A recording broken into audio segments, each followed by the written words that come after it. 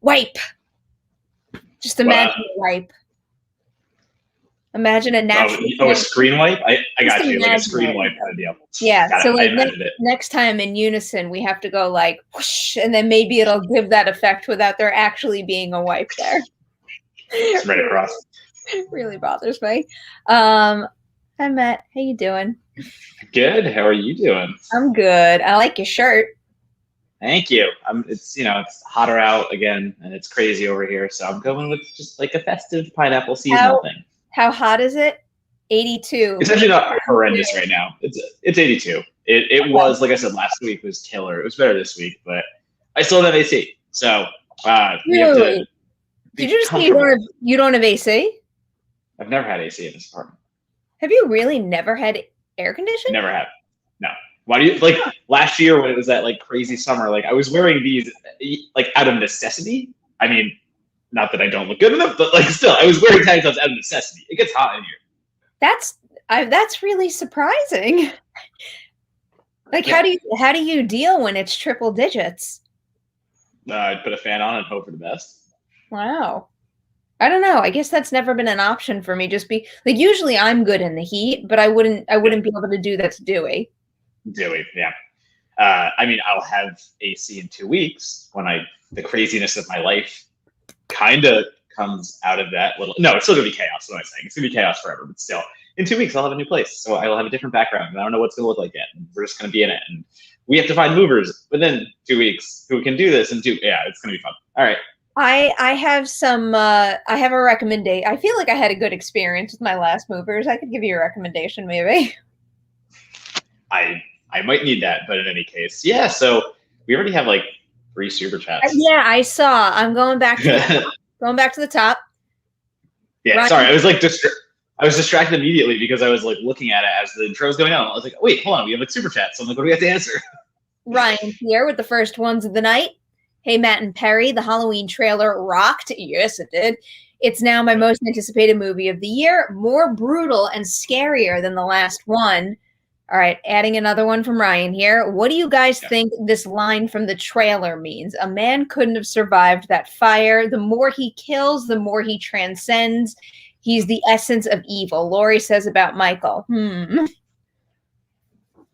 I mean, I'm fine jumping right into. Do we want to just like start here then and say, okay, so obviously the Halloween Kills trailer is something we were going to get to. So this is just the first topic we'll tackle. We'll jump right into it. I'm already drinking. We don't have to do our pop cap and everything. So, I mean, they're leading into the mythology that's been present in some of these Halloween movies that Michael is more than a man.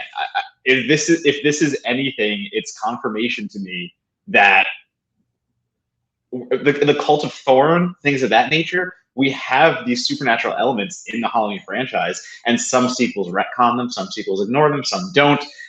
I think this is coming full force saying, like, this is our Michael Myers. We have chosen to make him some kind of paranormal supernatural entity. And the thing about killing more and gaining more power, I think that's just leading up to this like extreme massacre that's going to happen in Halloween Kills. I think you're right about, because we were talking about that one week, this idea of everyone banding together for this massive fight. I do think that that's definitely happening, but I don't know. I wouldn't take it so literally. Like, I don't necessarily think that they're setting him up to be a definitive supernatural entity where they're establishing rules. I think it's more going to be like a general like thematic concept that, you know, the more he kills, the more it builds him as an individual and as a killer. I agree with that, but we're so many sequels in. I do think they're embracing the shape of it all, you know? The idea of him being like a force of nature, but I don't necessarily think we're going to hit a point where they're like, yes, he is this kind of supernatural individual who could survive fire and like doesn't play by any of our rules. Someone disagrees with you. Wally is not happy right now. Wally does not agree with that assessment. I mean, no, I get that. Number one. Number two, did you mean to make the shape pun? Because that was very good. Number three. Did I make a pun? The shape. Well, no, I specifically referenced the shape, but was it in a sentence structure that made it a pun? Because yay. It was wordplay. You kind of said like the shape of things. Like you said like the shape of the franchise. So I've already forgotten what I said 2 seconds ago. I commend you on that. I think there's more to it. I think there's more to it because this trailer points specifically at that line. It points specifically at the fact that this is going to be a thematic element, and I kind of read it in the way that, you know, that's McBride, Danny McBride, there's three, David Gordon Green, and somebody else co-wrote the script. I'm blanking right now on the third name, but these are people who know the franchise. The franchise has been around for a while.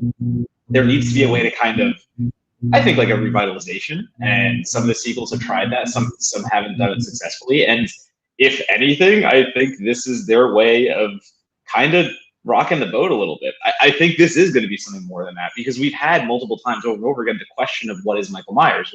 Why does he keep living? How does he keep coming back?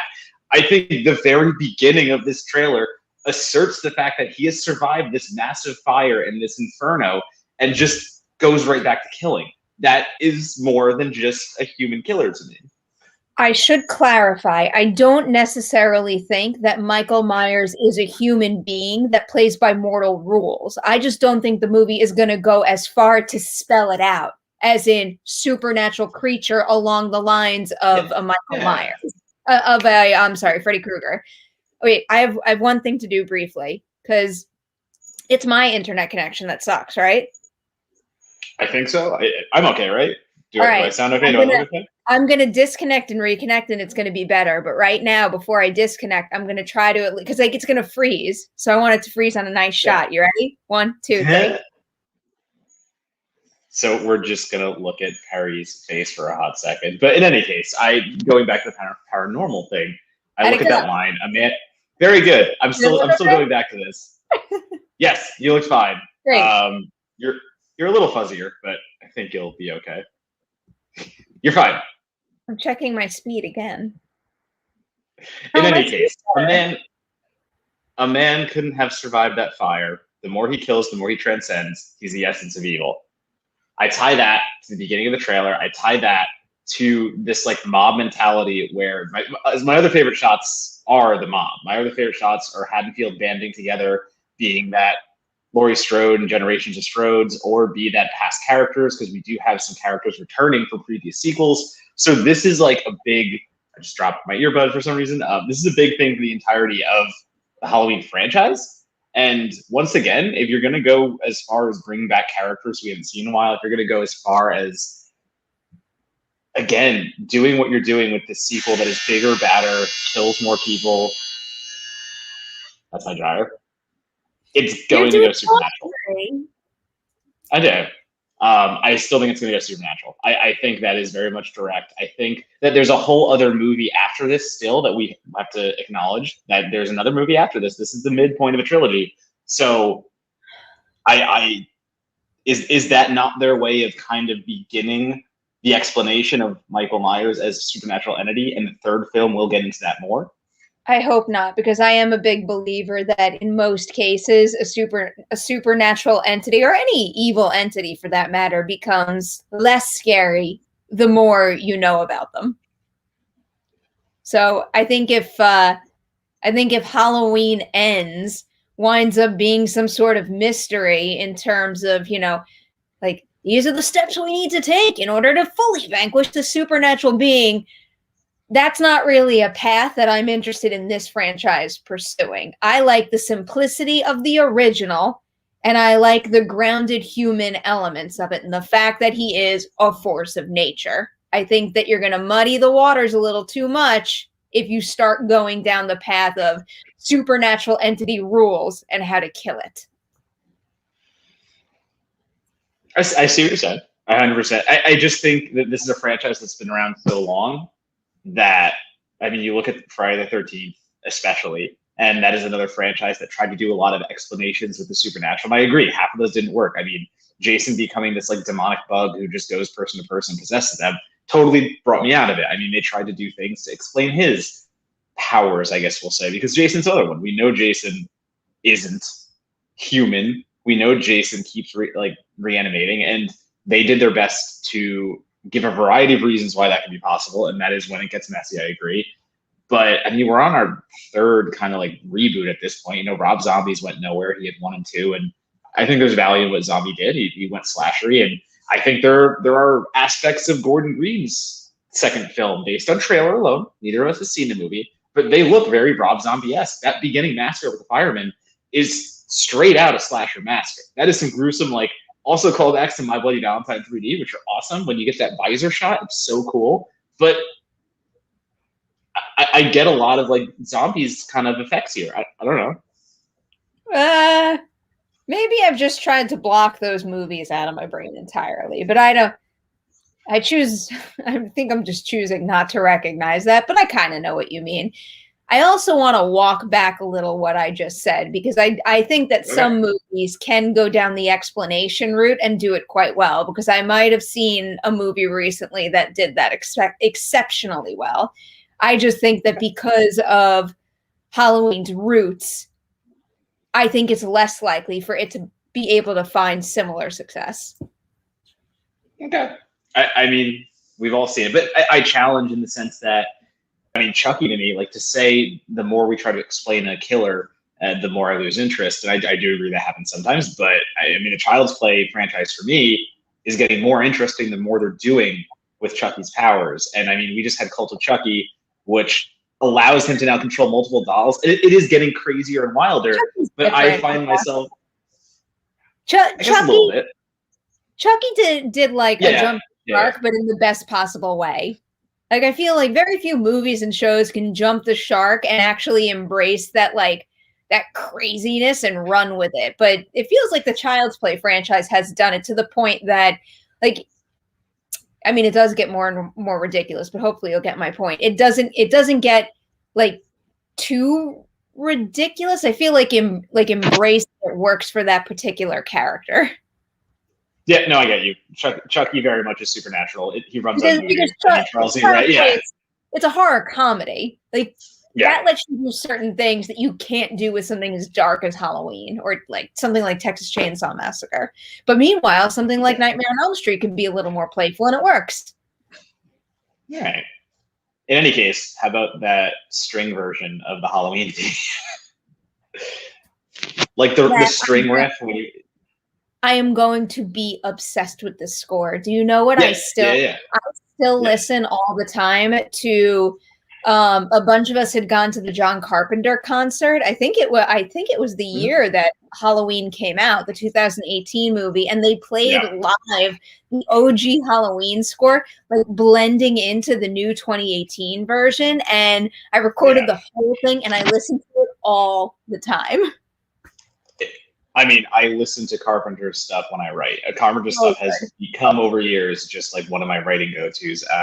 Ghost of Mars is actually my favorite, because it's a way more like metal soundtrack. I mean, it has actually like Anthrax helped him on that, and like Anthrax played a bunch of songs and all these like metal guitarists. Anyways, I cherish I got to see him, I think like the year before or the year 2 years before, and man, that show was so cool. So yeah, I mean, again, that's one more element of where they're reinventing. It's one more element where this trailer is very much going out of its way to say, this is a different Halloween that we're going to try to do. And we're going to try to like go bigger and badder than what you've already seen. And the kills in the first one are great. Like, the kills in the first one do some vicious stuff. So we already have the base level of some insanity.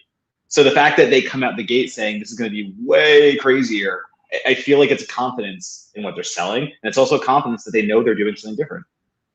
How do they have more kills in this movie than what they already revealed in this trailer? There are so many kills in this one promo. That's one of the things people are complaining about online right now. A lot of people are screaming at like, oh, they ruined the movie. We've seen everything. And like, do you really think Blumhouse, who is on top of marketing and on top of all this stuff, do you really think they just spoiled the movie in this trailer? Number one, this movie's been shelved for a long damn time. Right. There's no way, because this movie's been shelved. Marketing has to get people excited about it. Like, we already had the marketing push for Halloween Kills, and then COVID happened and it got pushed away. This is their way of getting people excited again. But still, you're not going to sacrifice the movie and its narrative to do that. And again, this is Blumhouse. This is a company that knows what they're doing. So in no way have they spoiled the movie. In no way do I think we've seen everything they're holding. That opening fireman scene is literally probably just a single scene, and yeah, it's packed with kills, and that can't be all of them. Yeah, I'm very much with you on that. I think it's badass that they went this route and they showed so many kills right off the bat. And again, you're not going to show. Oh no, your mic is fine. It's just it's like the input audio. You can switch it. You can still do camera mic. Perri's having a day. I really am. I can't. Doing okay over there? I can't believe I've been sitting here this whole time and I never plugged in my mic. Like I never even took it off of its shelf. I mean, you're okay. I'm losing my mind. You are losing your mind. I think the cult of Thorn. The cult of Thorn is getting into your system. They're mad that I'm dismissing the supernatural of it all. Okay. Oh, that's fair. All right. Can you hear me better now? I think so, maybe. Can you hear me better now? Now? Can you hear me now? Yeah. Can you hear me now? Yeah. All right. Well, I mean, the mic's plugged in after it feels like my internet connection sucks too. What is happening? You're just really hitting on all cylinders here. Did you change it in the settings for StreamYard? What do you mean? Did you go to camera mic and StreamYard and change? Yes, I did. Okay. I think you're okay. I'm double checking, but it's hooked up to this now. Do I not sound okay? Why do you have that shit-eating grin on your face? It still sounds like the input. It's okay. It's okay, Perri. I don't know. It's definitely set to this mic now. I trust you. You still sound technical fine. Difficulties. I give up. I give up tonight. This is what happens when we show up 3 minutes before the stream and just hope everything works like it always does. Here, wait. And entertain the crowd for 1 minute. I'm going to jump out of this and jump back in because then it'll probably hook up and maybe I'll be able to get a better connection. Hold on 1 second. I'm gonna go with some more. Okay, I was gonna say I'm gonna go with some more super chats, and I guess I'm doing that anyway. Okay, going all the way back to Senior Film. I'm sorry, I don't have the power to put this on the video, but Senior Film says trailer was awesome, but worried they showed a little too much of the kills and just watched Black Summer and it's dope. I have not gotten into Black Summer, number one. I don't think Perri has either, but I keep seeing trailers for it, so I will get into it too. What's going on? Do I sound better now? Yeah. I feel like you're lying to me. I feel like you're just saying yes to make me feel better. No, you sound better. Don't worry about it. Okay. Don't listen to Matt. Put up the super chat. Put up the super chat for Senior. Thank you. Thank you, Amelia. You're stressing me out, man. Where are we? I can't go back. Okay. I know someone's missing. No, we have 5 missing. It was the one. No. I can see up to Black Hawk at 7:38, but there was one right before that, and it looked green to me. And I think the person's name was Jesse, maybe. I'm reading Senior Films. We can do that one first because that is the one right after Ryan's. Maybe I saw Jason somewhere. But is that the one? Is that the one right before Black Hawks? Probably. I'm going in order. Don't worry. Okay. Now I can't find Amelia's again, so I can't take her. Oh, there it is. Just leave it there. Just leave that there as the running commentary. Yeah, I should just leave it the entire episode. So, as I said, Senior Films, the trailer was awesome. Worried a little bit showed too much of the kills. Just watch Black Summer and it's dope. I haven't watched Black Summer. Have you watched Black Summer? I watched the first season and I liked it quite a bit. It's a little, rough around the edges. And I do have some complaints, but I did ultimately enjoy it in the end. And I keep meaning to make time for the second season. I need to get on that. I will say once again, I am terrible with that. Now I don't.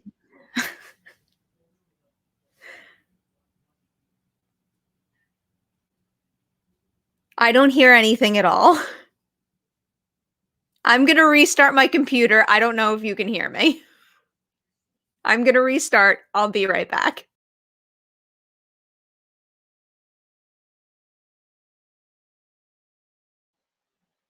Hi. I don't know what's happening. Apparently, this is just going to be the fucking show of insane technical difficulties. I want to answer your live streams.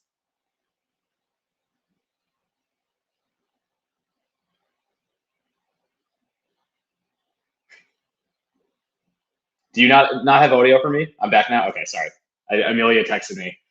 All right, so I'm going to try to go through some of these other super chats because you've all been so good, and Perri's having some trouble with her computer. I will bring them back up when she does, but wait. Okay, here we go. Blackhawk. Hello, Perri, Matt, and everyone. Excited for your thoughts. Perri kill count will be high, I'm assuming. Community versus Jason game on. And then I did see another one that said Community versus Michael, not Jason.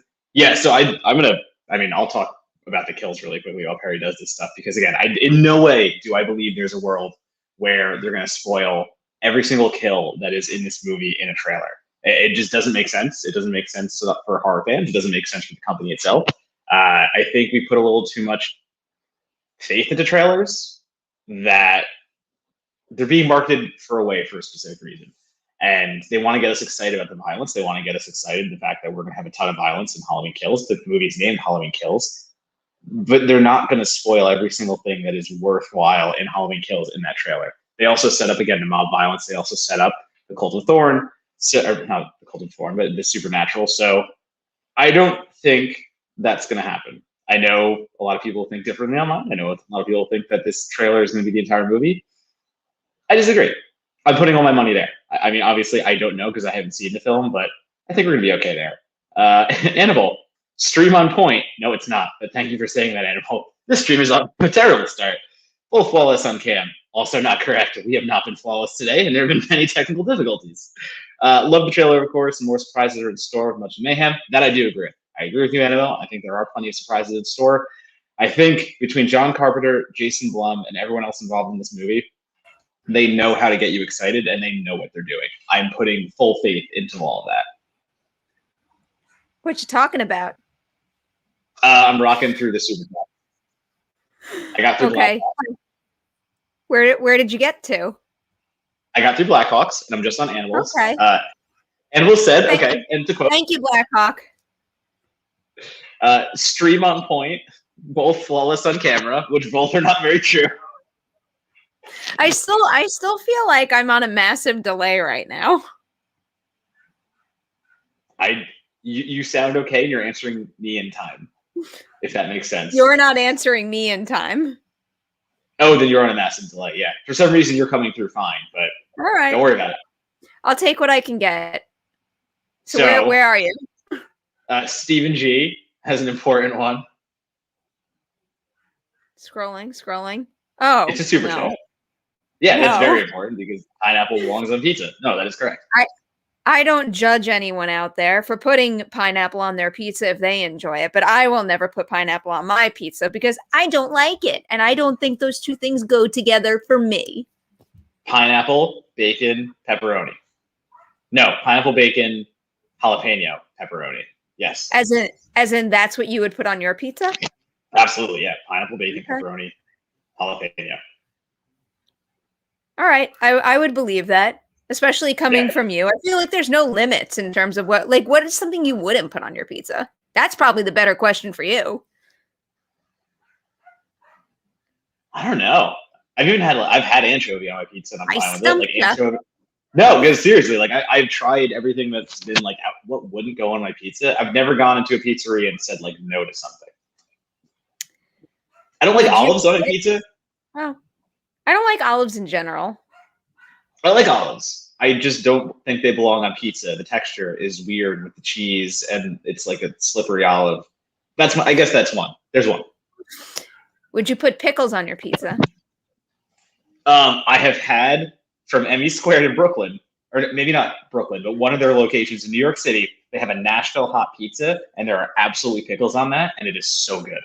I might like that. I'm a big pickle fan. Delicious. It's like Nashville hot fried chicken on pizza with cheese and pickles, but like the right way. What was the last thing that we were talking about? And I think like it was a hot dog, right? You sent me a picture with a hot dog with pickles on it or something. Well, it was the Dodger dog. So they were playing. They're like full-blown Miami. pickle chips, though, and those looked great. Yeah, because it was a Cuban sandwich and a hot dog in one. So they put the Cuban sandwich ingredients on top of the hot dog, and it was wonderful. That makes all too much sense. Of course it does. We didn't get to Ian's super chat, did we? No, we didn't. This is going to my internet bill, Ian. Thank you very much. I don't have to worry about the internet here for that much longer because I'm going to go back to LA soon, and I'm going to restart up my internet in that apartment, and I'm going to make sure I have the highest speed possible. Because I think I'm gonna cut the cord and get rid of cable. Feels like a waste. Yeah, right? That's I don't think we will. I host for sports and things like that, so like I like having it, and also for watching like wrestling and like wrestling pay-per-views, it makes it so much easier just to rent it from the cable box versus like getting it, streaming it from your computer and all that crap. Like I will pay for the convenience. I will pay to be like the host house to buy the pay-per-view thing and have it. Okay, that makes sense. But I feel like are there no like pay-per-view ways to buy things on like an Apple TV at this point? Like there have to be apps and subscription services that still give you access to those kinds of things. I'm sure there are, and like I said, you can buy them online and like stream them from Google Chrome or something of that nature. But again, if I'm watching the Super Bowl, I would rather just have the box and a direct line, and rather than be the house that's like, don't worry, I can stream it from my laptop, and then like the internet goes down or some shit. I don't know, like something that happens there. Well, if my history with the internet is any indication, when the internet goes down, the cable likely goes down too. I feel like it's a complete package. Like it all goes down. Okay. So in another case, if my Chromecast breaks, better. Okay. All right. That all makes sense. Oh, we got another one from Blackhawk. How you doing? Do you think this will be the last Halloween movie for this timeline? So we have Halloween Kills and then we have Halloween Ends, but I don't know if they're going to continue after that. I think that that's when we might see Universal and Blumhouse shift gears to another iconic horror franchise and put more focus on something else. They're buying so many rights. I forget what they've done, but like they've gone on a spree to like pick up a bunch of rights of old school horror. So I know they're trying. I still think though that it would be silly if the audience is there to cut off Halloween. I think if they're going to be able to make money on it. Wait, what? Back that up a little. So you want to just see a franchise continue to milk its fan base just like for as long as it has to just to get money? Like I just don't want to sacrifice. I don't want to sacrifice a strong, complete story just to drag something out. Like I fear that if there's too many installments, they're going to run out of story steam eventually. And then I'm going to basically be in the position that we were in before with Halloween, which is where you had shitty installments and you had to retcon them. I don't want to have that happen again. I'm not disagreeing with you. I'm just saying what I think could happen. I mean, because we've both been around long enough to know that if the money is there, they will find a way. I'm not saying I want that to happen, but I am saying that this trilogy could be a good way to tell a story and figure out if there is more to tell in this trilogy, I guess we'll say. But again, if this is breaking money. Blackhawk specifies for this timeline, though, and I think that Blumhouse and the folks involved respect Jamie Lee Curtis enough that if this is her final trilogy in this franchise, they are going to close her story right there. If anything, maybe there'll be a reboot or a reimagining. But I think that at the end of this trilogy, that is the end of this timeline because I think that's when she's going to step away. But when you say timeline, I mean, they went out of their way to introduce generations of Strode. So a Halloween movie that continues the Strode name in one of the, between Judy Greer or the younger actress playing the youngest Strode, isn't that the same timeline? Andy Matichak is great. She's not headlining a Halloween movie. Yet. No, I don't think it's going to get there. I think that you hit the point that when Laurie Strode is done, her story has been told. Like, they have to give her closure. They have to give the character closure. And I think once that happens, this story within the franchise will have closure. I think maybe, down the line, I'm not going to say it's not possible for Blumhouse to pull something like a Scream TV series type thing where it's, a killer inspired by Michael Myers or like some shit like that. But I definitely think they're going to give Jamie Lee Curtis closure. I agree with you, but I guess timeline is where I struggle because if we're doing another Michael movie, though, without Jamie Lee Curtis, isn't it technically still the same timeline, right, even if they don't? This is semantics here. We're talking about two different things. When I'm looking at the word so timeline, the Jamie Lee Curtis, I'm thinking the Laurie Strode story, which also includes her daughter and granddaughter. I don't think we're going to get a Halloween where they're like off, like unless Laurie dies in the next movie, we are not going to get a movie headlined by the two of them without her. Okay.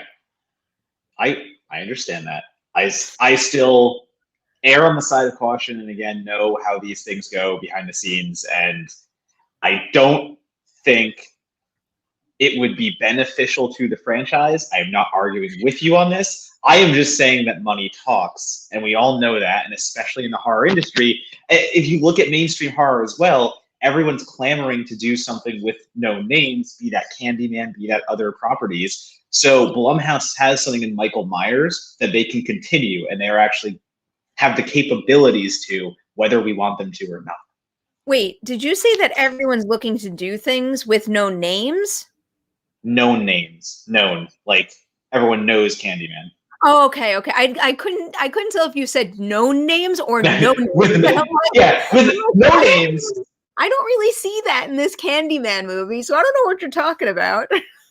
No, known, like familiar faces. I hear the properties that can. Listen, like remakes are still a big thing. We're out of the remake boom of like the early 2000s, but there's still a thing that people are clamoring for. So if they can reignite a franchise base, like I think they've done with these Halloween films, they're going to find a way. And I think Amelia said it too. I kind of think that there will be one of those movies. But let's not forget they had to retcon a significant amount of movies in order to do that. And I think that is, it's raising a red flag. It's creating a little more hesitancy in terms of continuing a franchise until you've had so many installments that people just think it's shit already. Like I was thinking about this recently because I posted that Jordana Brewster Ladies Night. And of course we talked about Texas Chainsaw Massacre at the beginning. And first of all, I think that movie is the second best movie in that franchise. I think it's great. I love watching it. I love rewatching it. That movie did not make a lot of money at the box office.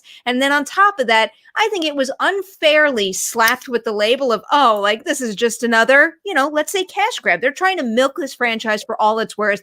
This movie has to be shit because it's doing that. And that's unfair. And I think that if studio execs don't realize that there's a point where that kind of designation is inevitable, if you keep milking a known name, let's say, then you are not doing your job very well and need to rethink that creative process a little. Yeah, I agree with you. I run a column on remakes for that very reason. I think, and just what you said, like remakes had that slap on the wrist for such a long time for being just a remake, and you have to do it right to actually get attention. But I mean, if the availability is there, they're going to do it. Like for how long have we been clamoring for a Friday the 13th movie, and people want it so bad now, and this stupid legal battle is going to keep drawing it out. But the minute that legal battle is over, we are going to get so much Friday the 13th up our butts. Like it's just going to happen. Like it is just going to be such an outpouring of Friday the 13th content. And I mean, the new Texas Chainsaw it's doing exactly what you said. It's retconning. It's retconning half the sequels. It's going back right to, I think it's like number 2 it's going to play off of. So this is what studios want to do. They want to take a sequel that is new, and they want very much to retcon because they can, and they can start anew. I don't know. The new Texas Chainsaw isn't following the events of film 1. It's keeping film 2. It's following one of the early films. I'm not committing to which one it is, but it is retconning some other stuff. I hope it's just the original. Probably. Yeah, I quite like the the remake one with Jessica Biel and the beginnings, but there's not very many good ones in the mix there. No, Texas Chainsaw is a very interesting franchise. We'll put it that way. Yep, that's a nice way to explain it. Oh my, so wait, where are we at here? What have we're I missed? Stephen G's. I missed a lot. We're at Stephen G's. Steven. Okay. Matt, what would be your walk-up song for baseball? It would absolutely be something like obnoxious and just like. Yes, it would. It would. It would just be egregiously obnoxious. It would be something of the nature of, well, like there's songs I can say. There's this song by Sleeping with Sirens, and it's called "Congratulations," and the chorus goes something along the lines of "Congratulations."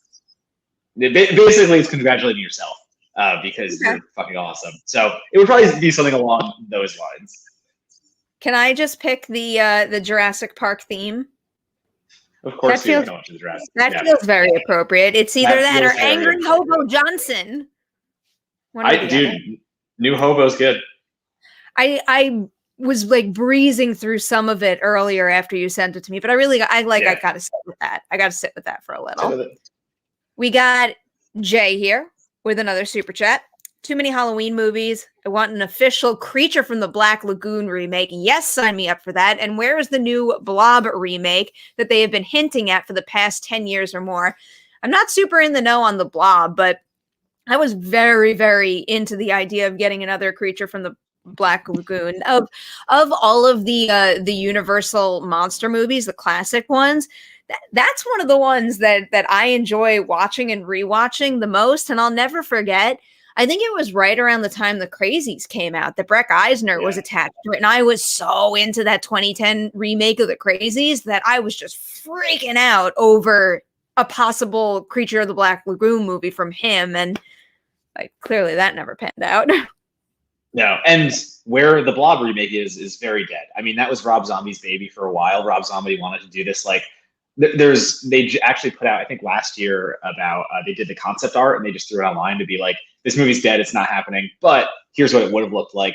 And it was going to be this like rock and roll Blob version with like blob zombies where people are like wandering around like infected by the blob and things of that nature. So it was going to be wild. It was going to be a crazy Rob Zombie version of the Blob, but that's very much not happening. We're now getting Rob Zombie's The Munsters. Maybe someday, if The Munsters does well enough, we will get that Blob. But also, I kind of don't want them to touch the Blob because I am terrified that shit would come out CGI because that is just how people do things now.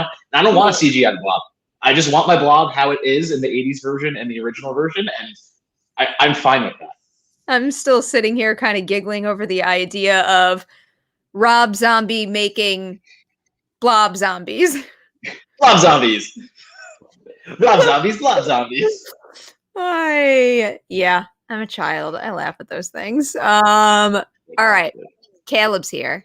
Here, and you know what that means. I know nothing about football right now, except for the fact that I was talking in Slack with a few people about just getting hyped for the start of a new fantasy season. I think we're gonna, it makes sense. We're gonna draft next month. Next month? Yeah, it's not July yet. We're going to draft at the end of August. So I'm very, very pumped. Yeah. What are you going to do? We have our draft mid-August. So we will be drafting our keeper league, our first year of another 10 years. So this will be my second decade in this league. But I'm excited to see my friends again because this is my first trip I'm taking since pandemic conditions. So I'll go home. I'll see my parents. I'll drive to Vermont. We'll go to a house. We'll drink beers. We'll draft our teams. So this is gonna be a big thing. But yeah, I'm ready. I'm ready for it. Texans still suck. We're gonna have a terrible year. So I got fantasy this year. I'm not I don't even know if I want to watch the Texans. That sounds like a lot of fun, though. That's a cool thing that you do it that way. I like that. It is. Yeah, it's the way that we were graduating college, and we all did fantasy in college, and we kind of looked at each other like, well, how do we stay in touch? Because it happens where you just kind of move on and things happen. You don't keep talking to people, so this is our way of staying in touch. It's been really cool. It's been really nice. That is really cool. Should we hit some more trailers? We got 3 more. Yeah. Also, also we have Lindsay coming in soon. Oh yeah, cool. Wait, So she can help us. What trailer should I? Is there any particular trailer I should say for Lindsay? Is there anything she's like most hyped about? Maybe we can save like Candyman for that. All right, I'm We'll saving leave it more Candyman horror for last. centric. We'll save Candyman for that. We can hop All in right. another one. Want to talk about Shang-Chi? Yeah, sure. You lead it in. I'm getting a drink. All right, I'll happily lead it in. I mean, that was a brand new trailer that showed a lot more, and like yet again, it looks really badass and incredible and just beautiful. I'm so psyched for this cast, and I can't believe how much mythology they managed to convey in a promo alone, and how much history too. I love the idea of how heavily his family plays into it and the pressure that he feels from his dad. It's just I'm just shocked by the fact that a 2.5-minute trailer can feel so rich. It's like if they can convey that much in a piece of promo material, I think that the full feature just has so much potential. So sign me up for this one. I love it. Yeah, so for me, the big thing is I'm already not knowledgeable on the big Marvel properties, so I'm not a comic book reader, so I don't have that kind of knowledge base. I need that kind of introductory ease into a character, and especially for a character like Shang-Chi, I'm so out of the know that I'm basically just sitting there going like, okay, this is a brand new character for me. Let's see how this works. And from the trailer alone, I already have a sense of the narrative, the story that exists. I already have a sense of the world building. I already have a sense of everything that's going to be in this film. And I feel like I'm going in already having had a little introductory course. So I think that is a testament to this trailer. Also, it just feels more, the first one was meant to get you excited, but this one actually sells you on there's a developed story going on. It's not just going to be some action beats, which do look great. But yeah, I also saw Ryan's mention, Abomination is back. He has returned from the depths of the Incredible Hulk hell. I'm trying to scrub to that part of the trailer so I could get a better view of it right now. But that was I know he's there. That was definitely a highlight though, and something that I wasn't really expecting. Yeah, and again, someone just said it too. The dragon. So like that other underwater dragon sequence is so fucking cool. And you, as someone who doesn't know the property or know what's going on in that exact moment, I'm hooked immediately on that shot. That is effing yeah. Abomination looks pretty good. I mean, there are shots here that suggest like I don't know. I don't have the clearest view of the VFX, but I happened to pause on the frame where we get the wide shot of the cage that they're fighting in and the two of them approaching each other, and it's a really stunning frame. I feel like I should screenshot it and like share it with you guys so you guys know what I'm talking about. But you could just scrub to it. It's at 1 minute and 51 seconds in that trailer, but it is beautiful. Yeah, and it feels good to feel something new in the MCU. And that's not to say that they're stale by any means, but we've become very comfortable with the MCU characters we've had. And like we know what's going on to a sense. So this feels like a reinvigoration in a way and a new world to like tap into. And Michelle Yeoh, and just like you go down the cast and they've cast this so well. Mm-hmm.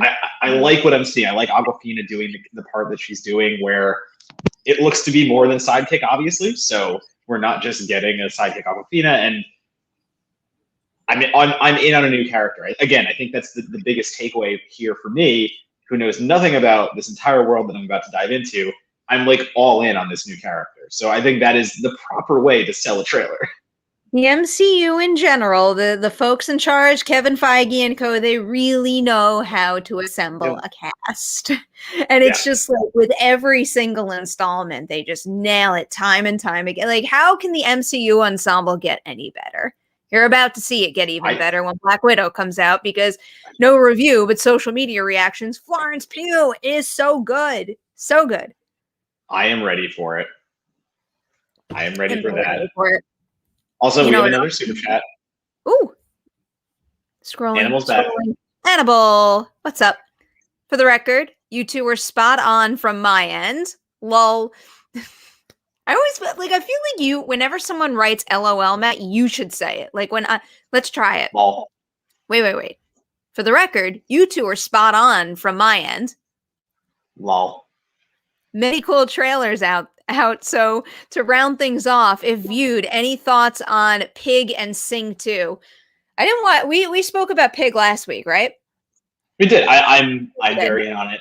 We don't have to go in depth, but again, for Animal, I am here for Pig. I am here for Nicolas Cage doing not crazy Cage, but like subdued Cage, looking for his piggy. Yep, I'm right there with you. I'm just concerned for the safety of this pig. I just don't want anything bad to happen to the pig. I think you'll be okay. I think you'll be pleasantly surprised. I don't know why. I have a good feeling for the pig. I hope so. If I'm scarred for life, I'm blaming you.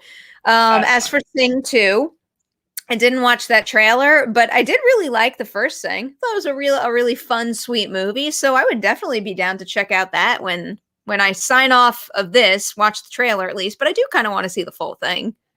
Yeah, as I was binging all the trailers, Sing 2 came up, and again, I saw it, I think, where was it, Toronto? I think it played Toronto or something, and it was just such an interesting movie to sandwich between. It was Toronto, but like to be at a festival and you're seeing all these indies, and then you sandwich Sing in there. I was kind of just like, I thought it'd be overwhelming and like a weird experience, but it was really sweet. It was really adorable. Also, the music was good, so I'm all in on Sing 2.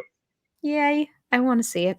All right, one more trailer before Lindsay joins us? Yeah, we'll do whatever we need to. The Suicide Squad. I was going to say wait for her. Let's do Candyman and wait for her for perfect timing, because someone just popped into the behind the scenes area. Ears are burning. Hello. What's up? How are you doing? What's going on? I did not realize how purple my teeth were until this moment. Congratulations. We've determined that there's some serious lighting issues because Matt witnessed me trying to change the color temperature of this room like 500 times. I look very warm, I think. I feel a little, and like I look cold. Like I look kind of blue. Here, wait. Let me see if I can like match. I had my ring light, but I knew I wouldn't get it set up on time. No, I can't help you. I think I'm stuck this way. Yeah, I knew. I was like, it's not going to happen. So I hear you're excited about the Suicide Squad and also Candyman. I am excited about both of those things. Is someone like making tea or something? No, are you hearing a weird headphones? Talk amongst yourselves. It's I'll fix this problem.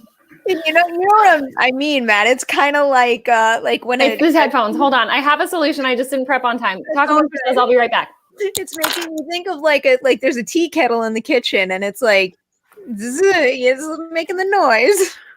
Also, wait, can you hear me? Like, hear you? Can I hear you, Matt? Yeah. Yeah, I hear you. What is happening tonight? Andrew said in the chat, Andrew is like, I can't hear, Donato's gone silent again. So now Andrew's just mugging with us. I think he's messing with you. I feel like anyone can mess with us right now because there's legit tech issues over here and I'm overwhelmed by them. But it's about to get a lot better. Yeah, wait, what? Check it out. Oh. I feel like King Shark makes everything better. So whether we have tech issues or not, oh no. I feel like this is on theme today. Like it was meant. It was meant. On a very real note, we have done very well with tech issues. We've been live streaming for over a year at this point. And this is legitimately the first episode. And Lindsay, it's not you. We had a whole fucking debacle in the beginning. Like we had a disaster of a start. Can I just say though, since Lindsay signed on, my internet has improved, right? Do I look better? Because I just checked my speed and it's a lot higher than it was before. Sure. Yeah. Wait, no. Are you implying that it doesn't look good? No, it does. I'm kidding. I'm just messing with you now because I'm in your head. You're such a jerk. Yes. But now it's better, Rex. All right. Can I just... Oh, no, we don't hear you. Check the mute, Lindsay. Are you just muted? She's not muted. I could see that. Lindsay, sometimes you have to leave StreamYard and come back in order for new audio input to work. Or just do cam mic and just switch that. So that's a glitch in StreamYard that I've noticed. Sometimes when you're already live and you change your settings, you gotta, or not even when you're already live, but sometimes when you change your settings when you're already in the broadcast room, you gotta jump out and jump back in order for the switch to take hold. I think it's also noteworthy right now. Can I tell you a story, by the way? I am enraged about something. Let's bring that. I can't hear you at all. I hear you. Me? Yeah. I can't hear you. What is happening? Hold on. Go into your cam mic. Oh, she can't hear me. Why am I talking? I can hear you now. I can hear you now. Can you hear me? Right. So yes, we can. You rejoined the conversation at the perfect time, because I have a story. It involves you, Matt, but it's not about you. So, do you remember when I took that Uber home from your house to my house, and I got overcharged, where the driver never turned the meter off, and he drove like way out into California, and instead of a $30 drive, I got charged $237. So I complained, and I got my money back. This was February of 2020.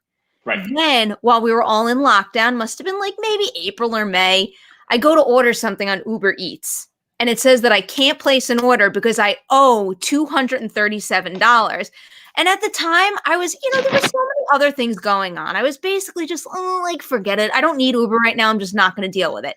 Now that I'm coming back to LA and I need to use Uber again, I contact customer support, and I'm like, listen, there's a glitch in your app. You already refunded me this money.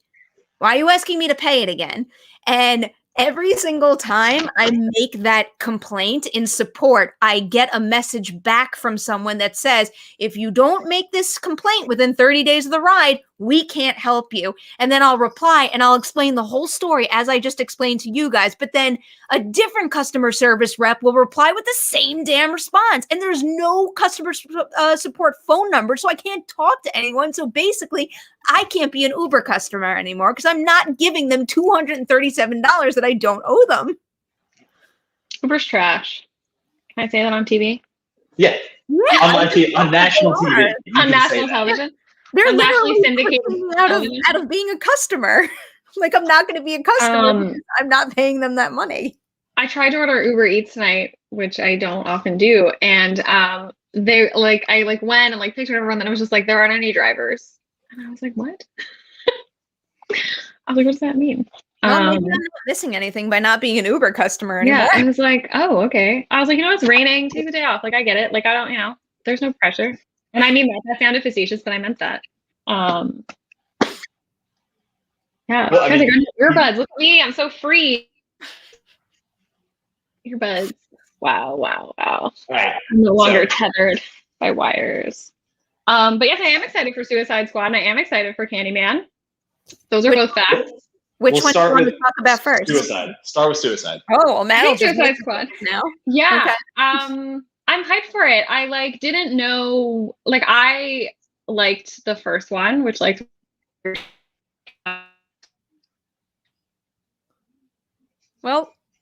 we were going for a little while. We're doing so good. And now Lindsay's just a ghost. Yeah. Awesome. I hear. We're not hearing anything. You're frozen. You are completely frozen. We heard everything up to whatever you were going to say you were excited about, and then you just cut out and died. And it's a mystery. Am I still a mystery? I can't tell. No, now you're fine. Because now that fine? You said everything that you wanted to say, you're fine. Wait. What did you hear me say? Because I feel like it was a hot take. Maybe I'm very excited, and that was it. Great, I get a second chance. I won't reveal my hot take. You'll never know. Sorry. Just repeat exactly what you said verbatim. You're fine.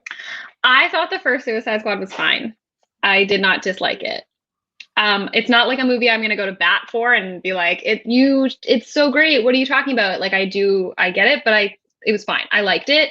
And so I was like, I'm excited for more. I do resent any implications this is a second stab at it, because I don't think that's true. I think it's building on something that already exists, and that's what has me hyped. I think any impression that because you're it's not even Suicide Squad 2, it's just a similar title as if it's the first one. I resent that, but I'm like, this looks fun. It's going to be more. We like these characters. They're going to get second chances at being cool. So I'm hyped. I'm hyped about it. I'm hyped to see what happens. I'm actually.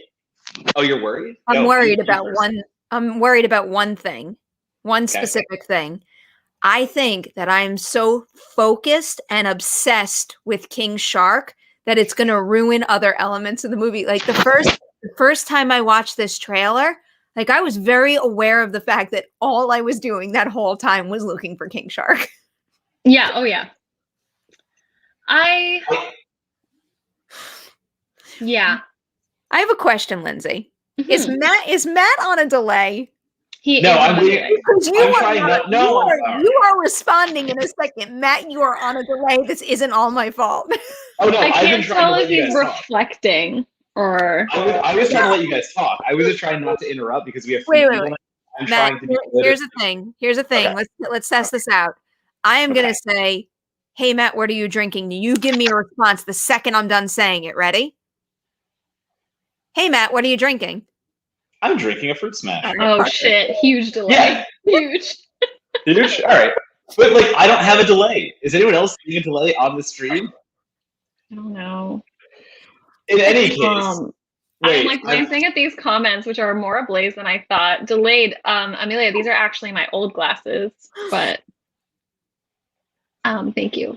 I like them very much as well. Watch Collider Ladies Night. That is a fact. It is a good show. Thank you. I'm jumping in. I will say my piece because I will defend Lindsay and say that the Oscar-winning Suicide Squad is not terrible. It's not good, but it's not terrible. It is bargain bin, just ridiculousness, and it plays with some characters in a fun way. Captain Boomerang, we have an introduction to my favorite hero in the DCU, so of course, like, it's a good movie in that it's not bad. But the Suicide Squad's gonna blow it out of the water. I also think that I think we all have to temper our expectations for King Shark because very much we're seeing a lot of him in the trailers for a very good reason to get you into the theaters. And I don't think he's going to be as big a part as we all think he is. Like, again, like Killer Croc, of course, like a lot of things being pushed in the first movie, but Killer Croc was just kind of there to be the creature aspect. And you can't really have a lot of dynamics for that kind of character. So the characters we are going to play with, we saw more, well, I met Pete Davidson, like his character, we're seeing more of him in this trailer. We're seeing more of a few David. I'm going to butcher his last name, so I'm just going to say Polka Dot Man. So we're seeing more. That's Malkin. Go. You go. You take. This is tangentially related, but obviously we love him. Horror fans are big fans of his for reasons. But he voices Calendar Man in the Long Halloween animated feature, and he is very good in it. And I just think that I'm even like more. It's the characters are complete. Like Calendar Man is so different from Polka Dot Man, but I feel like I'm getting that wrong. But he just anyway, and it made me like even more hyped. I'm like, oh no, am I frozen again? But yeah, he's so good as Calendar Man that I was like, I'm like even more hyped for Suicide Squad as a result. David Dastmalchian, and he's great. He's really, I'm looking forward to seeing him pop in this because I think that, like, if I had to make some predictions, first off, I can't tell if this is wishful thinking or not, but I'm going to push back on the idea that they're just giving us King Shark to hype up the movie via the trailers right now. I really do think that James Gunn is going to deliver with that character because of what he managed to do with Groot and also Rocket. Guardians. I don't think it's like, I think we were in a unique situation with that first Suicide Squad movie where I don't know. I don't even want to say this because now I'm making an assumption that I don't even necessarily know is true. But it's like, I don't know. Maybe budgetary concerns came into place with certain things. I don't know. But anyway, James Gunn has a track record of doing a lot with digital characters, and I do think that he's going to do that here with King Shark and beyond. I forgot what you said right before that, so now I don't remember what I was responding to. Calendar Man, King Shark. Can't be that important if I forgot it. Can't be that important. And also, we're in a post. Go ahead.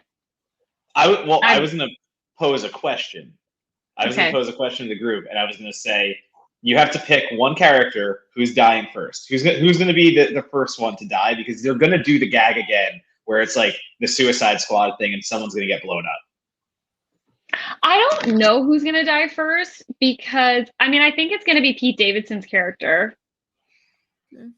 That's what I would guess. I don't think we've seen a lot of him in the trailer. I also,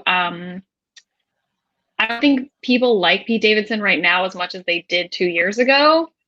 Not because like he did. Well, I mean, I don't know what Pete Davidson has done. So if you're like, oh, actually he was canceled and so you missed it, I don't know. He's fine. Yeah, I don't think that like the hype for him is as huge as it once was. And I think that we haven't seen a lot of him. We also haven't seen him like act very much. We have like no idea what he's capable of. So I think we might get him like, I mean, we've seen him on SNL, sure, but like we might get like this like crazy surprise. True. My computer is resting on that DVD right now. It's propping it up. True. Okay. And what Big Time Adolescence? We had the two punch of King of Staten Island, Big Time Adolescence. You're right. Okay, I retract. I don't know. I just think that like either they're hiding something incredible that he's going to do that we don't know he can do, or it's just like, yeah, he's probably going to die fast. Perri? I'm gonna bet. Man, I wish I rewatched the trailer with this in mind so I could make a more educated guess. But I think I'm gonna say Michael Rooker. Like I feel like James Gunn can figure out a way to go big and really respect a collaborator he's worked with time and time again, but like make it a memorable early exit. Yeah, I think that's actually a very good guess. With the trailer, I am nervous for two people. One is Nathan Fillion. Two is Fleur Laborde, who we have. I forgot Nathan Fillion was even in it until right now. Right, exactly. So Nathan Fillion, we see him in the airplane a little bit, but like Fleur Laborde is a big one for me because I fucking love that dude. So the fact that he's playing Javelin, this insane character, I think is gonna be fun, but he is nowhere to be seen in these trailers. Like he is not really a part of any marketing. So I'm worried that he's gonna get the axe first. We're going to learn a lot when we are all sitting in our seats. And if that airplane scene is in like the first 10 minutes, we're going to be like, shit. Agreed on that. Yeah. We're going to be like, because it'll be like Deadpool 2 style where they're going to jump out of the plane and like someone's just going to go splat on that'll be it. Yeah. Like we're like, it's going to be right at the beginning. I'm trying to think of an example. But there's like movies where you're like, oh, they showed so much. And then like what you thought was like near the end is like right at the beginning. And you're like, shit, I'm wrong. This guy's going to die. So I don't know. I also like part of me is like, they won't kill Boomer, will they? Like they can't kill Captain Boomerang. They can't. You know what an example of that is? I was just thinking about this because I was just rewatching the first Escape Room. I mean, spoiler, I guess, if you haven't seen the movie Escape Room, but the trailer heavily features one scene that feels like it could be, it could kind of be like a cold open, and it is, but it plays a very important part in the end of the story. And I like respect what they did with that in the promo campaign and the movie itself. Mm-hmm. Yeah, you're like, oh, I was wrong. This is all in the first act. And like, yeah, so I think we'll know. If they kill Captain Boomerang, I will fucking riot. We'll just leave. I will riot. Yeah, I will walk out of the movie. I will never watch another DC movie again. I will be done with it. You know how I feel about him. Like, how dare you? Done. Absolutely done. Absolutely done. No. You know, I agree with you. I feel like it's wild that we are seeing Harley Quinn in a post Birds of Prey world. And it's fun. Like, I think it's weird the like things that people like latch onto on your social media, where I like was like, raise your hand if you're worried about Harley Quinn, and it was like my most popular tweet ever, and I was like, all right, we're all worried, I guess. And then I saw the trailer and I was like, no, like I am really confident. She looks awesome. She looks like peak Harley, and I'm just like so curious to see how that's all going to play out, where she's going to end up, like how they're going to get her from Birds of Prey to where she is in this movie, and then where she's going to go after this movie, because we know we've got like more of her coming up, and I'm just so curious because she's the cash money in that movie. Like she's the character right now. And I feel like there has to be like a lot spent on where she came from and where she's going to go. Well, and it looks like Gunn is continuing very much what we saw in Birds of Prey, because in the trailer alone, it looks like we're getting glimpses of, again, Harley's world, where Harley seems to be just, I forget if it's like roses or fireworks going off as she's like beating somebody up. And it's very much the fantasy element that we saw in Birds of Prey, where we go into her head and we get locked into that scenario. So I feel like Gunn is just going to carry that over. And I think Gunn, if anyone, is going to respect that kind of filmmaking from Birds of Prey. So I agree with you. I think we're going to be okay with Harley in James Gunn's hands, and him having seen Birds of Prey and appreciating it and going in with it, going like, no, we're going to do a seamless transition here. We're not going to just juxtapose and go right back to like David Ayer's Harley Quinn, which, again, as someone who thinks Suicide Squad is trashy fine, it wasn't the best, you know? Yeah, I get it. And I think like that's what I'm curious if y'all agree. Like, I think that's personally been one of my larger beefs with the DCEU is like the inconsistencies are tough to swallow. And so when you get a really good movie on its own, you're kind of like, that's why, like, I couldn't figure out why I was so worried about Harley, because like, relax, as a character. But I was like, it's because I feel like, you know, everything's happening so fragmented that I'm like worried about how they're going to get her there and then send her back out. But I do feel like seeing the trailers, I feel pretty confident that like this is a post Birds of Prey Harley, and we will get Harley going back to like the OP2 or whatever is gonna, you know. I feel like you should worry about that less now. Yeah. I kind of respect the franchise for, you know, taking some swings, figuring their things out, and it does feel like it's finding far firmer footing now. And I think even though I'm very much enjoying things that kind of exist on their own islands and playing in particular worlds with so much specificity without necessarily, you know, thinking about a Justice League sequel, let's say, as an example, I just think it's going to serve it well. But in this particular case where we had Birds of Prey and then the Suicide Squad, I have a lot of faith that they know what they're doing now. I think I agree. And I'm also, but just for the record, I'm also glad that we have Zack Snyder's Justice League, and it's coming out in 4K, and I'm kind of interested to own it and to see it that way. I'm not at all. I mean, like, I'm not going to, but like, I love that for you. No. Like, I love it for people that love it. I'm happy for the journey you're going to go on. So this is literally like, this comes up all the time where I'm like, I'm glad that you liked it. And it sounds like the most like facetious, pretentious, nasty thing ever, but I genuinely mean it every time. I believe it. I feel it. I feel that sincerity. But the point being, for anybody who liked that, like what was being built over there, like now we got this thing that we could physically own, and it's a complete story, the story that he wanted to tell. And now we have these other properties that are kind of off and running, doing their own thing. So I don't know. It feels like the best of both worlds to me, and I'm kind of happy with where we landed on all this. I mean, I don't know. I hate it, but whatever. I was like, good for everyone that wants this. And that, like, again, it's not meant to be. But like, I don't know. Listen, I have opinions. I have feelings. I was actually talking about this recently because have you met me? I don't know if you know this about me, but I actually tend to have opinions. I like thinking of like the DC movies. Like I was chatting with our friend Raina actually recently, and we were talking about The Long Halloween as an adaptation, which again, I'll stop talking about it now. But we were chatting about BBS. I never saw Justice League, so I can't even say it's bad because I didn't even see it, and it's fine. I saw Batman vs Superman. I did not like it. I was like, I don't want any more of this. But I will, like, straight up, I think the Ben Affleck Batman and the warehouse scene, which I know everyone talks about to death, are some of the best Batman that I ever saw. I love you too, Amelia. It's some of the best Batman that I ever saw on screen. So I do think that, like, can it happen? Yeah. But like, I'm still not going to see Justice League, and I don't care. But I'm not sitting here being like, I loved that Batman. I want more of it. I don't think we'll ever get it. I don't know. There's a lot to it, but I mean, that's a cool scene, and Batfleck is great. He looks good. When you say you've never seen Justice League, does that apply to both cuts of the movie? Yeah, I just actually this comes up. So around when I got my Joker tattoo was when Justice League came out, around the same time. And so I was like in this like tattoo shop for 8 hours getting a Joker put on me permanently.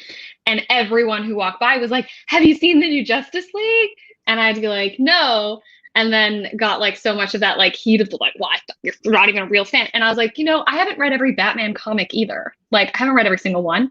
There's it doesn't make me less, like, I just knew I wasn't going to like it. So I didn't watch it. It's a single movie. It is a single movie.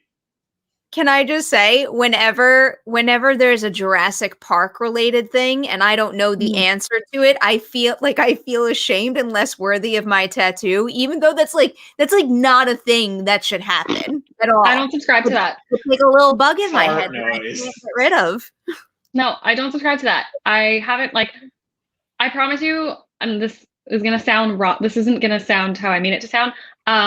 I promise you that I know more about Batman than most people, or than a lot of people. I shouldn't say most, that's not what I mean. There's a lot of people who've seen Justice League that are not bigger Batman fans than me. And I'm not any less of a Batman fan because I haven't seen Justice League, and I do not subscribe to being told otherwise. So yeah. Gatekeeping is fun. See you later. But yeah, I was like, no, I didn't get a chance to see it. I was like, what? I'm like, okay. Admittedly, I think that bug in my head might have grew from participating in movie trivia. Oh, don't. And feeling like I'm less than at my job because I'm not very good at movie trivia. And I need to stop that because, one, that's not true and deep down I know it. But two, I enjoy playing the game. And if I want to keep playing the damn game, I got to stop thinking that. Actually, do not subscribe. I think, like, there's so much media and, like, again, a character something like that makes me never. There's so much, there's so much media you can't possibly, like, I think, I don't know, in a few different ways. Specifically, like, I grew up, like, I love Star Wars. Star Wars was, like, a huge part of my childhood. It's a huge part of my life now. I'm really behind on it. I have not seen every Star Wars movie. I have not read the books. I haven't, so, like, I didn't even know, like, there's like certain like commonplace Star Wars things that I just like do not know anything about. And like, I don't care. Like, I still love Star Wars. You're not going to tell me that like I can't love Darth Vader because I will. And like, there's a lot of media, okay? There's a lot. And I think it also comes down to like just like style, and if we want to like go even farther and say like my reviews do not reference many other movies. Like my style of writing, I live within the world of one movie, and I'm not like a Rolodex where I'm just throwing out 20 other movies in my review that it's kind of like and comparable to. So I mean, I think it's just kind of, I'm not memorizing every single quote of a thing I love, and that is not a detriment to anyone else who does. But like to say that I am less of a Child's Play fan because someone else has watched the series 20 more times than I have and has memorized every single line of dialogue, I'm glad they have. I'm glad there are people out there that love the franchise as much as that and have the time to do that. I don't. But that doesn't negate my love. I still paid Andrew like however much money to like get custom Child's Play shoes. And again, in my writing, because I don't reference 20 other movies, that doesn't mean that I'm not paying attention to those movies. It's just more that like my style of writing is the fact that I will live with a movie. I will tell you exactly like an emotional responses and my responses to the movie itself, whether you will like it or not. And that is just how this goes for me. And I think it's the bigger thing that we get caught up in the big old comparison thing and everyone else, and like this person knows more than I do, or this person blah blah blah blah. Doesn't fucking matter. None of that matters in the grand scheme. And like fandom and like the professional piece, like if you're evaluating a movie, would you be selling? I'm not going to sell a retrospective on Star Wars movies because I wouldn't be good at it. It wouldn't be the thing for me to do, but that doesn't make me less like able to consume and love it. Can I pose a question to the group that's somewhat related to this? No, it's not. It's not a hot take. It's a conversation that has continued throughout many episodes of Merri Hour, and it stems from not knowing every detail about Star Wars, but wanting a Star Wars tattoo. If anyone out there is super creative and can think about a way to visually represent March of the Resistance in tattoo form, I'm very open to it, but I'm going to get specific with it. I think I want it to be like right here. So I want this design to be done in like that shape with fine lines. So if someone has the answer to this question, please tell me. You need to find yourself. This isn't like, fancy. This isn't like, genius brilliant. Like advice. It's like advice. Like when you need to just find an artist that you like and trust and tell them what you want because they know what they're doing. Like I knew very vaguely what I wanted and I talked to the artist whose work that I liked and he was like, this is what I'm going to do. And I was like, great, I trust you. That's not great advice. Actually, like it's not always good advice because you don't want to give them like perfect creative freedom. Sometimes it doesn't work out. But the thing, like the tattoo artists, like mostly this isn't like 100% true, but like they're professional. You know what I mean? Like give them the opportunity. So That's a consultation. Andrew knows where my head's at right now, but I don't want to do music notes because I don't want to copy my sister. She has Beatles. What if they're music notes, but they're little like TIE fighters? What if like the beat part is a TIE fighter on the bottom of it? So it's like the music note, but like it has to be X-wings. Well, it had to be. Well, it could be. I'm trying to think of something that goes in a circle, though. I want to embrace the X-wing fighter within me. Why that score brings me to tears every time I watch it. What if it's an X-wing fighter built out of music notes somehow? That might be like too on the nose. I'm like, this is what I need. Well, I was gonna say, walk in, go to your actual like tattoo parlor, like go in, give him the creative design. I mean, like, if anyone has an artist recommendation, that's what I need right now. I mean, this was a total just like prompt. This was a prompt I threw on Twitter. Like literally, I said horror pizza. That's true. This came out of that. Like that did work for you. If you have a prompt, if you have you go in, you say like, I want this kind of thing. Give them like 4 opportunities and see what happens. Okay, so maybe this was my prompt, and poof, the design that I love will magically appear in some way. You know who's really good at black and white line work? The guy who did this. So you should come back with me when I get my other tattoos. Can you send me this person's information so I could look at even more of his work? Yeah, absolutely. It's all black and white. It's all that stuff. He doesn't really do color that much, so he's very good at these kind of works. You might be happy to know that as much as I want to get a new tattoo before I come back, I think that window of making an appointment here has getting one with me. You're getting one with me. I'm gonna walk into a shop and get one, so I think I might have to actually make an appointment for a later date. I see. So you win. You win. Andrew says that I should do it as a stick and poke.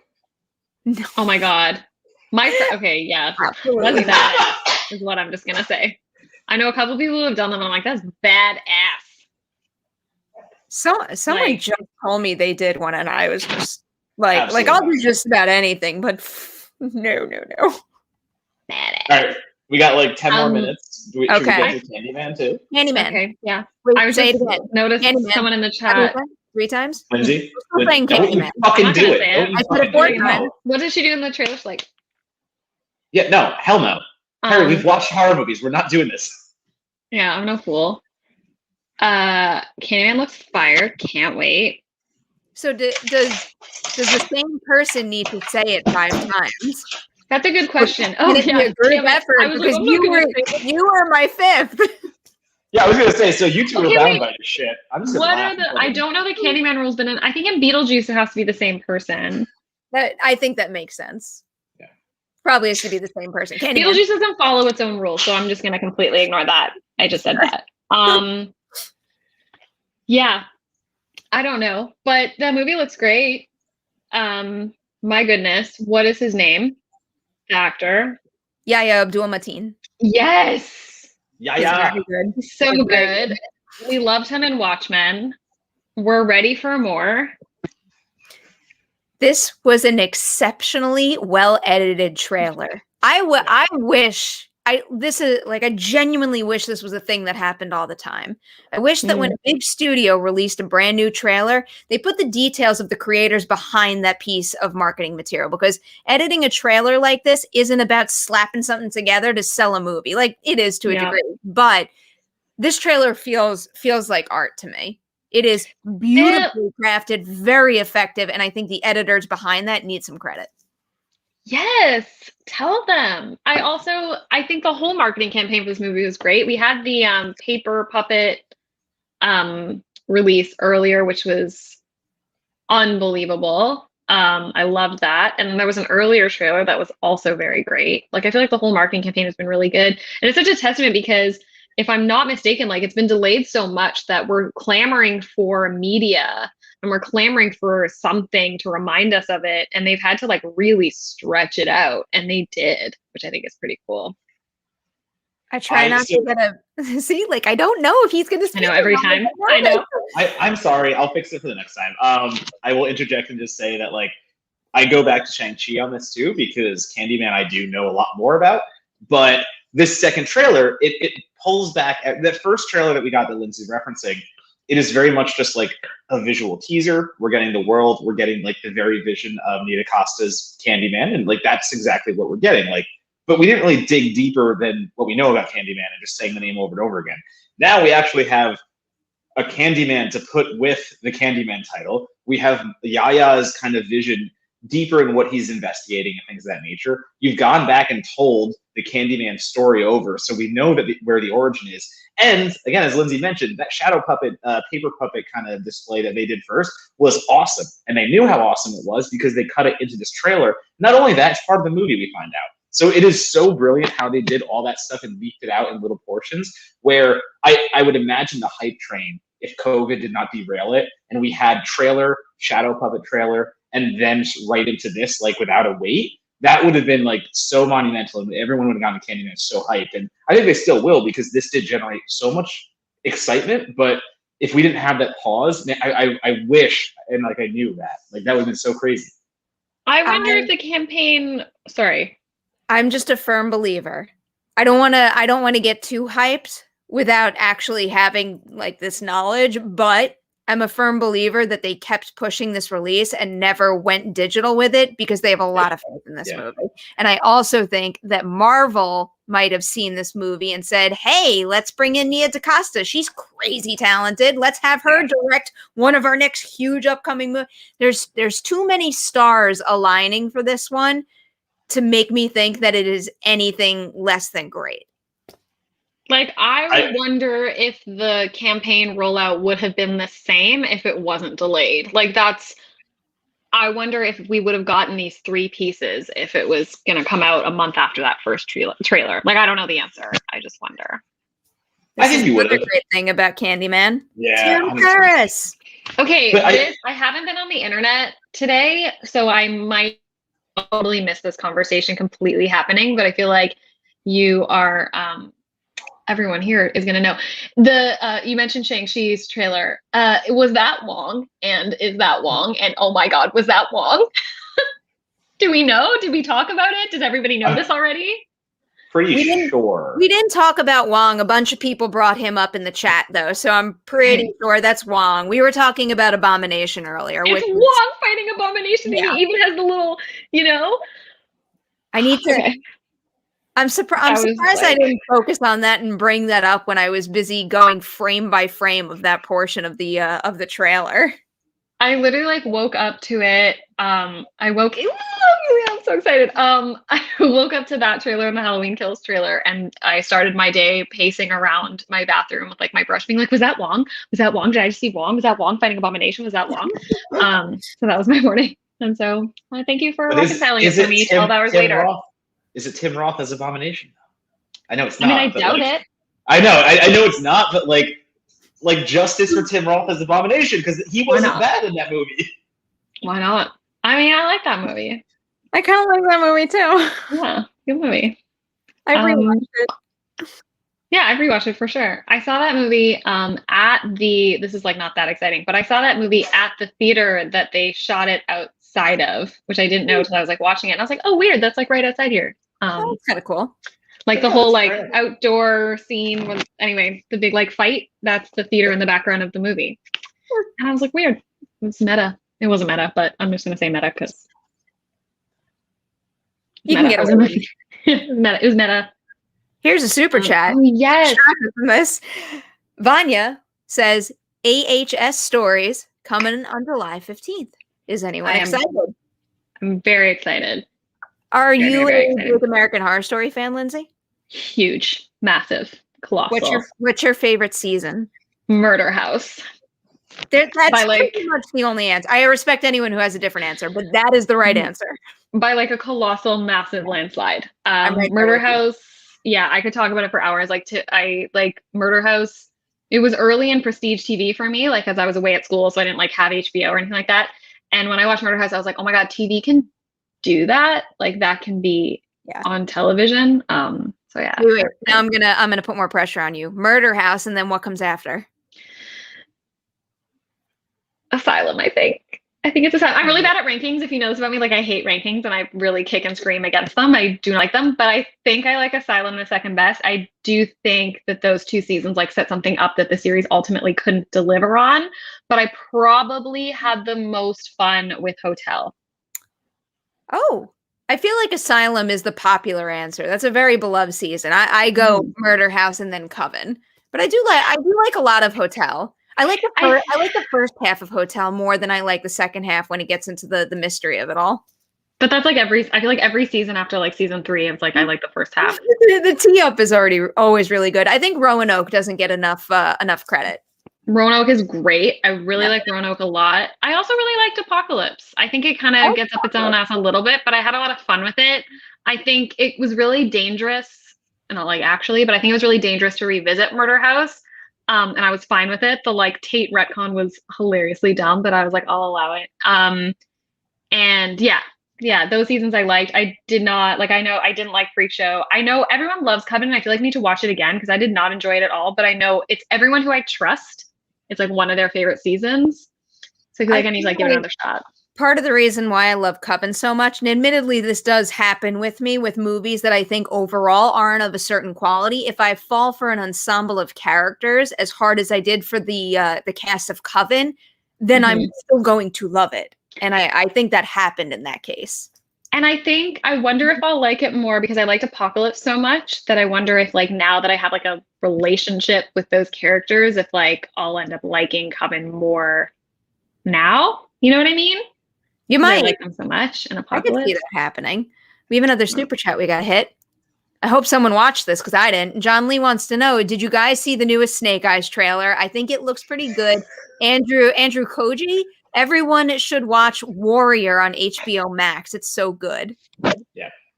Hard agree. Period. Also, I would follow, I'm going to say his name wrong, Iko Uwais to hell. I will fall like to the depths of hell. And he doesn't actually do a lot in the trailer, but he is in that movie. I was gonna say too, and like Iko's been so wasted in like Mile 22 and all its other like American appearances, where we need the Iko who has been destroying overseas action to actually come to American cinema and do the same thing, and like not be just get like body slammed by Mark Wahlberg. Like fuck off, you beat the shit out of Mark Wahlberg. I don't want to hear. Would follow him to hell. I finally just watched The Night Comes for Us, which if y'all haven't seen it, you should watch it. I get drunk and just watch that movie. That is like my bedtime movie when I'm drunk. I just watch The Night Comes for Us because it's so good. Warrior looks pretty good. I was just looking that up. So thank you for the recommendation, John. I might try to check that out soon. What were you gonna say?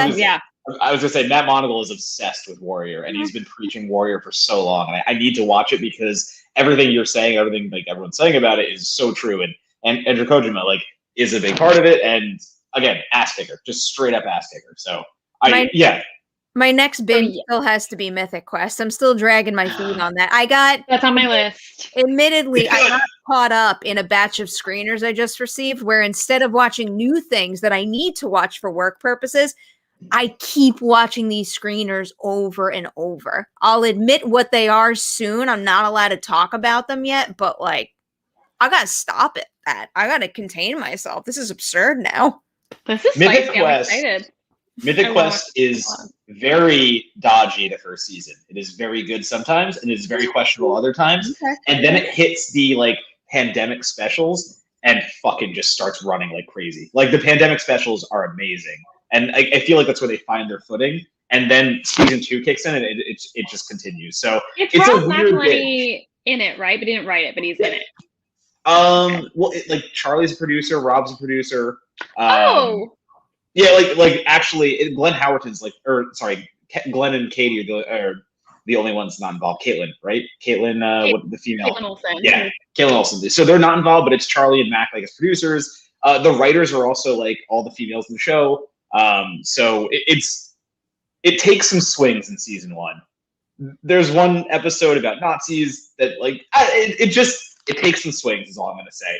And I appreciate the fact that it takes swings, but I fell in love with it at those pandemics. The pandemics is when it really hit. So like go through season 1, whatever you're feeling, whatever you're doing, just go through season 1 and know that.